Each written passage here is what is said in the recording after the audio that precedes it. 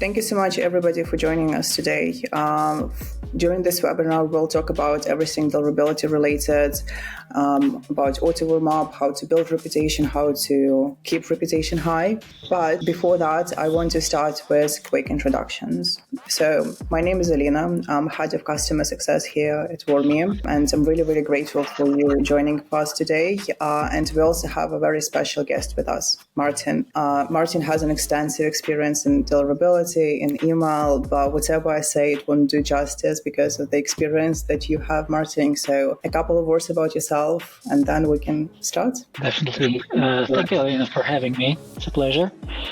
I'm Martin Schriel. I'm an email infrastructure deliverability expert, working with emails and email technology for over 10 years already. I've been working for multiple sending platforms, individual senders, multiple brands, doing all kinds of stuff related to deliverability, compliance, email infrastructure, and email-related technologies. Perfect. Thank you so much for introducing yourself. This webinar, I want to keep it more as an interview-wise because, again, I think your experience is very extensive and there's a lot of things that you can give people. But the first thing that I'm going to ask is, how did you end up here? Meaning, why deliverability? What kind of caught your attention? Why did you decide to do that? Against common assumption, as a kid, I didn't even imagine myself being a deliverability expert. Yeah, that's true. In fact, I wanted to be a firefighter or an astronaut. I wore many hats before I got into technology. I was actually a psychology major, social psychology, and then it turned out a bit differently for me. I went into computer science over 10 years ago. I got an internship, and that was for one of the biggest CSPs at that time in this part of Europe that I was living in. And so it went. I got into emails, and it turned out to be a great field that gained both from my knowledge of social psychology and working on big numbers, and the technical experience I gained from the computer science. So that was a great mixture, and yeah, turned out to be a great hit, a bullseye. Nice. Yeah, definitely. I don't think that a lot of people imagine they'll end up in deliverability, but a lot of people do end up there. So it was interesting to hear about your journey. Basically, from my experience and how I see that and what I hear from my clients, deliverability is stressful, but it's very, very important. And especially this year showed how difficult it can be because there's so many things that constantly change. And again, this year has been extremely difficult because of the Google changes, because of the AI filtering and stuff like that. Is there any particular things that kind of shocked you or made your life much more difficult, or something that you haven't expected is going to happen, but it did happen? And how did you manage to work with those things? Yeah, I think email is this type of technology that doesn't really change that fast. I wouldn't say that it alters in a very fast pace. There's a bunch of stuff that's exactly the same as it was 7-8 years ago. There are some small enhancements, small improvements, but also the adoption of the recipient is not that super fast because multiple systems are working the way they are. And if we were to introduce anything new, any new protocol, there's a massive amount of places that we have to actually implement it and make sure that it talks with everybody properly. On the other hand, this year, as you said, was actually quite stormy, let's say. For sure, I would say that the shift in AI-driven filtering is something that is very visible, and we can actually see those changes of behavior and the filter's behavior, and that the decisions that are made by those are less and less obvious, I would say. Because so many things is happening under the hood in the AI driven mechanic. The Gmail and Yahoo's policies update was a big thing for sure, but it was kind of expected, right? We knew that it will come to that. We were also warned beforehand. I was actually, what was surprising to me that we are actually, the DKIM 2, the second version of DKIM is just around the corner. I know. And there are some smaller ISPs or smaller recipients that are just now adopting the proper authentication and enforcing it actually. So we're kind of, that's why I was saying that the adoption is pretty slow paced when it comes to the whole email ecosystem. Yeah, 100%. And what I'm noticing or basically hearing from other people, like Yahoo definitely was a very difficult ISP this year, and they changed their filtering, like I would say 6 months ago, maybe a bit less. And a lot of my clients, they started to panic. They experienced lots of issues. They didn't know how to handle that.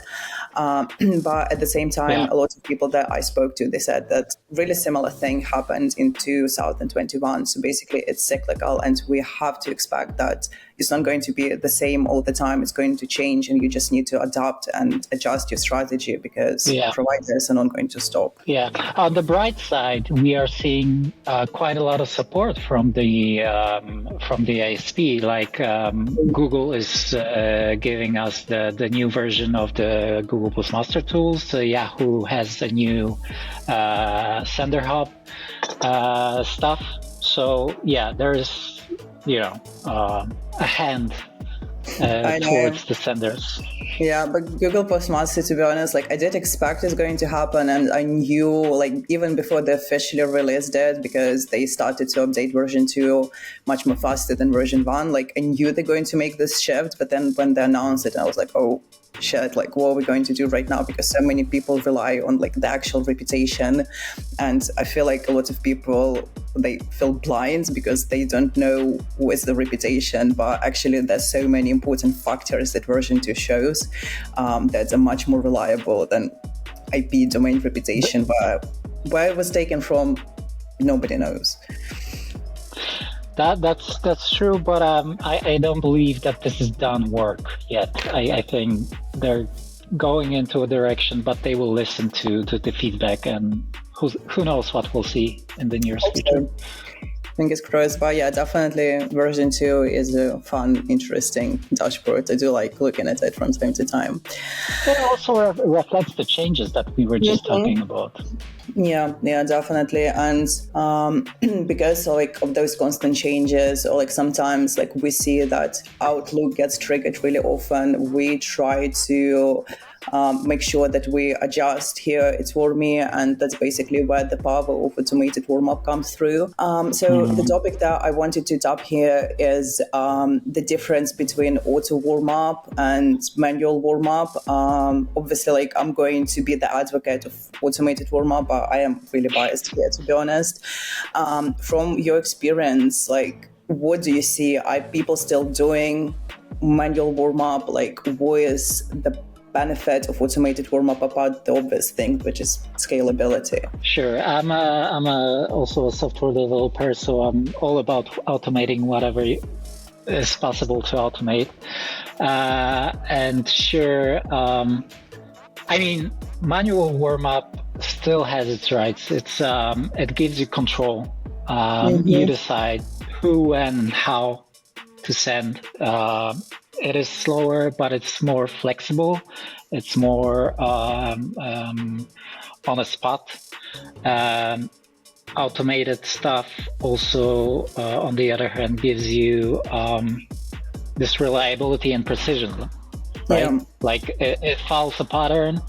It doesn't skip days. It scales across multiple domains, infrastructures, whatever you need, without the fatigue that we humans have. It doesn't overlook because it's tired. So definitely, it had its benefits. Also, having better and better LLMs or AI stuff, we can actually include to the equation so much more ingredients that people wouldn't connect the dots, right? The machine learning schemes can be paying attention to. As humans, we can see cause and effect as an A and B. Maybe A and B equals C, but AI can do the whole alphabet causing one thing, and it can correlate those things much faster and much better. But that being said, still it needs human eye. Because of interpretation that the machine still doesn't have, or it's not that great at. It's great at execution, but the interpretation is still on our side. Yeah, 100% agree with you. And like, as I said, I am biased because I work in Warm-up. I'm an advocate of automated warm-up, but I do have a lot of people who are still using manual warm-up, and it works well for them. And definitely, like, the biggest benefit is scalability. Like, obviously, if you have like hundreds of domains or you're sending really big volume of emails manually, it's really difficult to do. But another things that we can present to our clients is the data, because of the data that we get from them, and our ML and LLM basically kind of gives an output, what performs the best, what templates are better, what CTA performs the best, and stuff like that. So I feel like it's faster and it's more reliable with the AI, but definitely human touch is really, really important, and I don't think we can get away without it. So I agree here. Definitely. Yeah. One more thing I would add is that a lot of automated decisions that are making are still 0-1 based. So if X happened, then Y happened. But it's not always like that. That's why I said interpretation is still our biggest value, because not always X should equal Y effect. We need to interpret why X happened, and maybe there's some moving parts that we need to take care of instead of, I don't know, turning everything down. Yeah. And also, like, I'm not sure if you're going to agree with me, because I feel like there's two different camps. But for me, like, there's so many unknown things in deliverability, or not even unknown. There's so many variables like templates, domain reputation, AP reputation, age, different ISPs, and it's really difficult moving parts. Yeah, exactly. And like, you can be aware of them, but you won't be aware of all of them, basically. And because of automation, it's really easier to manage that. Yeah, definitely. And that's also what I was saying, is because the filtering is also moving towards this AI-based systems. It's also going to be more and more nuanced and less understandable from a human's perspective, from a naked eye perspective. Like, there are so many little bits of this thing that it's called a reputation. Yeah, definitely agree. And basically, kind of moving to the part that you like, we just discussed about a lot of moving parts. When I work with my clients, I always say to them, the different providers, they behave differently. So Yahoo has their own filters, Outlook, Comcast, and stuff like that. How do you adjust to that difference? How do you work with different providers, but still when you have to send across all of them? Yeah, this is definitely challenging, and it's very often overlooked by multiple senders. They treat their recipient base as a one structure, which is definitely not the case. Like you said, each ISP has its own filtering system, their own reputation building system. First of all, I never treat it as a one piece. You need to bucket your recipients, and you need to be aware of where to you're sending and what's the structure of your database. What is the saturation of each ISP, if you will, for your database. Like Gmail loves consistent engagement. It rewards stable volume, starting with really small amounts, and active readers. How often do the reader gets back to the email? How often? For how long the user engages with the email? All of this stuff for Gmail is pretty important. Yahoo, on the other hand, is extremely sensitive to complaints and spam traps.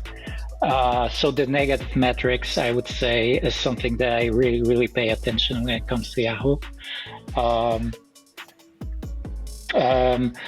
For Microsoft, Outlook, Hotmail, they are still very sensitive about infrastructure and IP reputation issues, I would say. So big fluctuations in the volumes per IP address is something that they pay attention to, for example. This is why if you contact Hotmail before your warm-up process, and will you be transparent with them about, listen, I will move forward with this warm-up process, I'm doing a new infrastructure, whatever.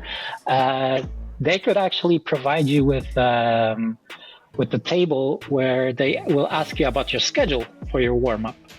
And if you'll talk to them nicely, you can actually present them with your warm-up plan, and if you stick to it, you're golden. Yeah. And something that you also mentioned is about postmasters and basically ISPs giving kind of a hand to help to support. I know that Outlook is really responsive when you reach out to their support. Yahoo is rolling out like new dashboards in their postmaster. We already talked about GPM version 2. So I feel like ISPs are trying to find this connect with people and trying to help them. But it's still very, very difficult. Like, I wish there was like a gold rule. Yeah, I think it's still difficult to actually get in touch with the with the human with the human side of the support, because for Microsoft, it's often you will get a very schematic response about the best practices and all of that, and you have to kind of repeat yourself, be very stubborn with your numbers and your logs, and showing them the case to actually get to the person who can actually that actually support you. But then again, I have a feeling that past 2 years, they really started to listen to the industry a bit more and try to be more supportive. Yeah. Hopefully it will continue like that. Another thing that I feel like is going to be really important and really relevant to a lot of people here and not just here is the measurement of success. I'm very strong hater. I'm not afraid of this word. Is the of open rate tracking. I know a lot of companies still use it. They still rely on this data, but like again, not the biggest fan. What do you think about it? Like, what engagement metrics do you think people should focus on, and just generally, like, what should be the KPIs or the goals for when you're doing a marketing email campaign? Yeah, definitely opens are or open rates became noisy. That's that's understatement, I think. Between the Apple MPP and security bots from Google, caching stuff, the open rates are more of an estimate than the actual truth. So I always tell my teams to look deeper. Of course, clicks are more reliable, but we have evidence that clicks can also be misleading because there are some bots that will also generate some artificial clicks. Usually replies. Of course, conversion is a good metric because it's actually giving you what you wanted, and it's hard to be artificial. But I definitely often focus on the negative metrics because complaint rates and bounce trends are telling you a lot. Especially bounce messages contain a lot of stuff that you want to inspect. And of course, this is the kind of other side of the metric, but it's equally, if not even more important. Opens can still be informational, but you have to pay attention to the trends and to the trends, not the single events that are happening. And you have to be aware that increasing open rates is not always good news, because actually paradoxically it can be that you're going a bad route, and your reputation actually diminishes, and you're being affected by more scanning, and therefore your open rates are increasing. So yeah, you have to be aware of how the open tracker works, and always put it in the context. Always put it in the context of all those different other metrics that you have under your fingertips. Yeah, 100% agree. And something that you said before that really resonates with me is negative metrics. I always tell to my clients that you have to have the logs and you have to track them and you have to look at them, if not daily, like at least every couple of days, because bounces are so informative. Deferrals, they give you so much information, spam complaints and stuff like that. Like providers are actually telling you what's happening, what's wrong. So it's really important to listen to those things. Exactly. And unfortunately, there are so many platforms that will not provide you this information. Like they have a simple, this message was accepted and this was rejected, but there are so many things happening in between this, like transit, like 404s, 400s, the transit or temporary rejections. They are often not even displayed to the user while they're saying so much. I know, yeah. Especially like with Yahoo, it's something that I've started to see a lot is deferrals, and lots of people were ignoring them, and then Yahoo just blocked them because it was saying like, "Hey, hold up, stop sending," and people continued sending. So exactly, and this was a really good diagnostic that Yahoo actually gave you beforehand, before they blocked you completely. Yeah. Yeah. Thank you for that. I think we are running out of time, so I'm probably going to ask you the last question, and then we can go to Q&A. What's next? Any predictions? Anything that you anticipate is going to happen in 2026? I think, we definitely go more into DAI. I think data analysis, AI savvy people, specialists will be busy. Deliverability will sit closer to data science, like interpreting the reputation scores, predictive analytics, sender fingerprinting. All of this is becoming more and more tangible than before. And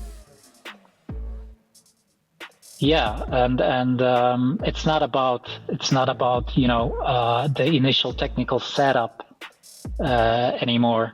Or it wasn't about that for a while now, but the trust that you built and the authenticity of your email and your overall presence as a sender in the network, in the IP space and domain space. Yeah. So definitely. Let's hope that the providers will continue to listen to people and provide the information back. And AI is going to take a larger role when it comes to deliverability and filtering and other things. Exactly. Therefore, feedback is very crucial. Yeah. So I think on this note, we can finish. Martin, thank you so much. You're amazing. We do have a couple of questions in the chat. So if you have time, let's answer them. The first one is from Sam. Sam, thank you so much for asking that. He's asking about MX records, DNS, and just generally other technical setup. How important is that for improving email deliverability? And also, is there any metrics for driving deliverability decisions and results? I feel like we slightly answered the second part, but Martin, I'm going to handle this to you since you're the most technical one here. So thoughts, opinions, answers. Sure. If I understood correctly, the first part of this question was about the MX records. MX, RDNS, DNIE, so basically... Overall, oh, yeah. Okay. I can see the question now. I'm so sorry. I missed it.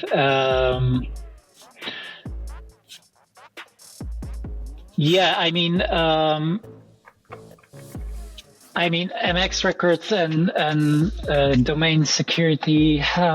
This is actually something I think it's a cornerstone for even before you start thinking about cleansing your data or anything like it. You need to fix your DNS records properly. You have to be fully authenticated. MX records as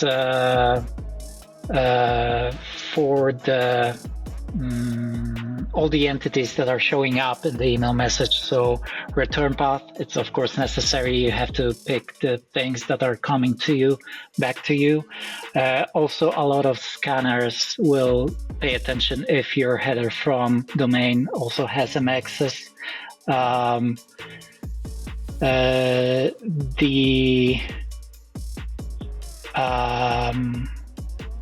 DNSSEC, DANE. I wouldn't say that it's that much important when it comes to deliverability itself. For sure, on a note of encryption, I would say that TLS is of course obligatory. Not sure if I'm exhausting this subject. Probably not. No, there's so many things can be said about it. Yeah. Yeah, like I feel like lots of people are focusing like SPF, DKM, and DMARC, and they're really important, obviously. But there are so many other records that will make you more credible, and missing them out can be quite damaging for deliverability. Like I have a lot of clients coming to me without a max record, and they start the warm up, and I can see everything is going to spam, and I know the reason straight away.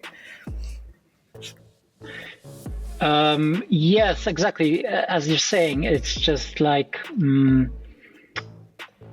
some senders are focusing on the technical bit, but forgetting about the making yourself look like a legitimate existing entity. So, for example, you don't really have to have a MX record in the from header domain. Technically, it's not necessary, because technically the from domain is not the one that will pick up the bounces. Reply to address will be used. Reply to header will be used if you want to answer the email. So technically, you don't have to have MX on the from domain. But on the other hand, a lot of filters will look for this MX records, because if you're you're saying I'm this and that person or this and that entity, they want to make sure that you exist and you're actually able of conversation. So those are the little things that you have to also consider. Yeah, makes sense. Another question is from Grigory. He is asking how he can track bounce rates and what tools should be used for that. Again, if the ESP is good, it should track and show the bounce rates. I really like Google Postmaster feedback loop and delivery arrows, because it shows a lot of relevant information. And I think, as we mentioned, check the logs as often as you can. Martin, anything to add here? Yeah, if you are using ESP as your sending tool, definitely look for one that has a nice UI that will tell you the whole story, that will give you access to this information. Because as I said before, there's a still bunch of tools out there who will not give you full information. They will override the information from the ISP. They will not give you the exact SMTP error, but they will say something like this message was blocked or something like that. So you want to get into the details. You want to see the full picture of your bounces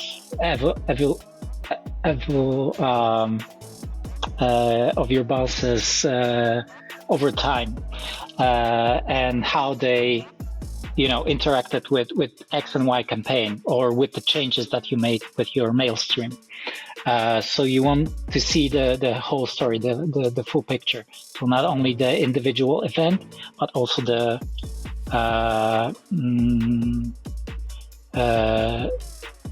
whole rate story, let's say.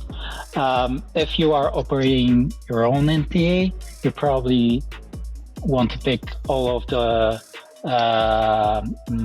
DSNs on your end. Use stuff like Elasticsearch, ClickHouse, and there's a bunch of things that you can visualize huge numbers of events beautifully, like Kibana. And that will tell you a story, and that will work fast on a huge number of on huge data sets. But you want to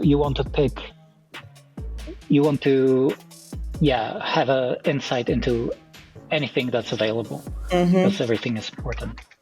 Yeah, agree. I want to be cautious of time here. We're already running late for 6 minutes. Martin, do you still have time, or shall we just round it up? I know we have a couple of more questions, but maybe there's a way people can reach out to you either through the website, LinkedIn, where they can book a meeting with you. Yeah, definitely. I think we can answer one more question if there are more, but definitely feel free to reach out to me via email. You can find me at martin@schwil.art, or you can just visit our webpage, and there's a booking section where you can also find a time slot and have a little chat with me directly. Perfect. Okay, let's do the last one. Let's do Jenna's question. She's asking about open rates and click rates being triggers for spam filters. Is there a way or the safest way of tracking those metrics for deliverability? There's actually a new field in the industry that's being bot detection. And there are tools. I actually cooperated with one of the biggest, I think, in the market right now. There are tools that are actually very good at predicting which behavior is a artificial behavior. So if you have access to data, if you're the collector of the data, you can actually filter it out and make those leftovers more reliable. That's based on the machine learning pattern behavior, looking at how fast the event was after send out. It's also based on the huge data collections that those tools are using, their experience. And I believe a lot of ESPs are actually looking towards this direction and either cooperating with those that are already in the market and having huge data sets, or are developing something like that themselves. So there is a quite reliable way of cutting off the most obvious robotic behavior. And again, with what's left, let's focus on the trends, and let's not make 1-0 decision based on one instance or one evening something happened. We have to focus on correlations and trends. Yeah, and I feel like it's such a painful topic for a lot of people because they're seeing spikes and opens and clicks, and like a lot of people don't understand why. So definitely very useful advice. We have one more question from Andrei about the seed list, and especially like the one that we offer. I know it's to Martin. I just wanted to say a quick note. It does work well, but definitely we need to have some personal consultation because it will work well for some people and then better for another. But I feel like you will be able to schedule a call with Martin where he would be able to share his experience with working with us or other different Wormy providers. At the end of this webinar, I want to say thank you so much, Martin. I feel like it was very educational, very useful. And thank you so much, folks, for joining us. Really appreciate you being here. And any questions, do not hesitate to reach out to us, to Martin. We'll be able to help. Thank you very much, Lena. It was a pleasure. Everyone have a great day, great evening. Thank you, everybody.